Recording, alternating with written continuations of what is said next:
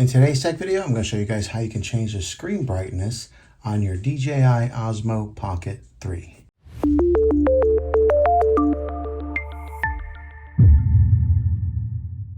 Okay, by default, the screen brightness comes out to a max setting, but you may want to conserve on some battery or change the screen brightness if you're filming indoors. And the way that you do that is you swipe down from the bottom right there.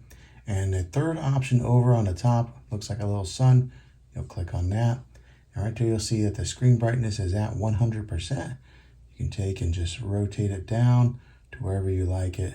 We'll just say we'll put it at 50%. 52% sounds good. All right, and then click that back button like that. And then go back to your screen and you'll see now it's a little bit dimmer. Just wipe it back down from the bottom, put it back to 100% if that's where you like it. But that's how you adjust the screen brightness on your Osmo Pocket 3.